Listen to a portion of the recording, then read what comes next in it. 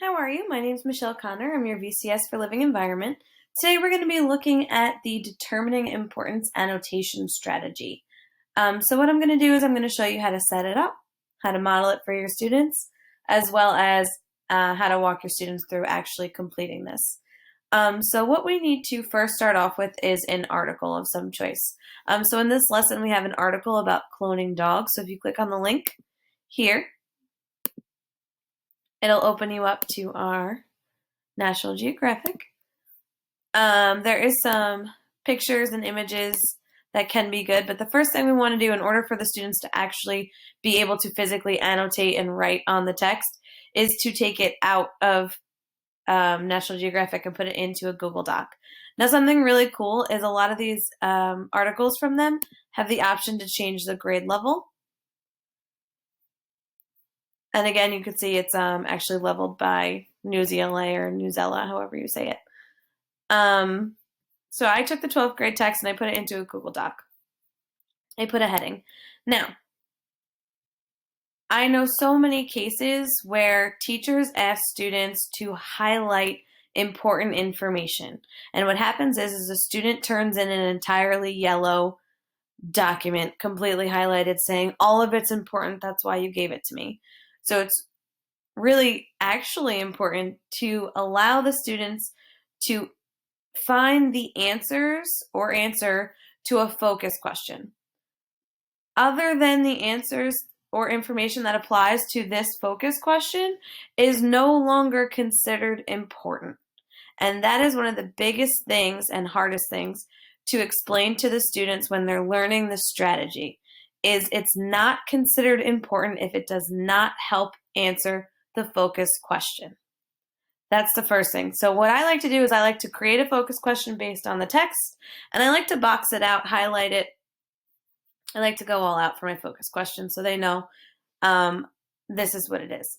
I also have done it where I put the focus question in the header. This way, if it's more than one page, it could also go there. So another way you can do that just to show you both options.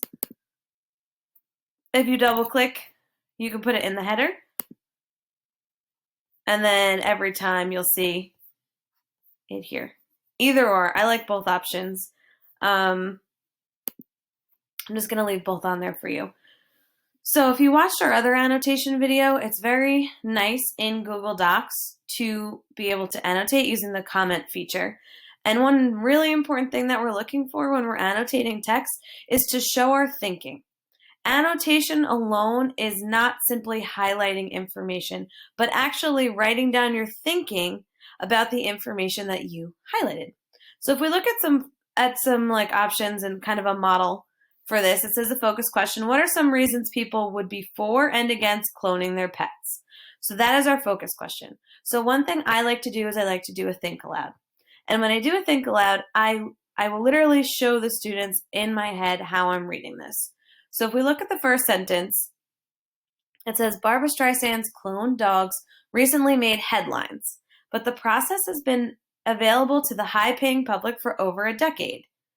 Now, although that sounds very cool, it doesn't answer my focus question. So that is not considered important. So I'm going to go to the next paragraph or the next section. It says, in her career, singer and actress Barbra Streisand has rarely settled for second best. Again, nothing to do with the focus question. I'm going to leave it alone. When her beloved dog Samantha died last year, a 14-year-old Contentulier, she followed suit by having her cloned. So, this is important. Now, if we highlight it, you'll notice that this box pops up. This is the add comment box.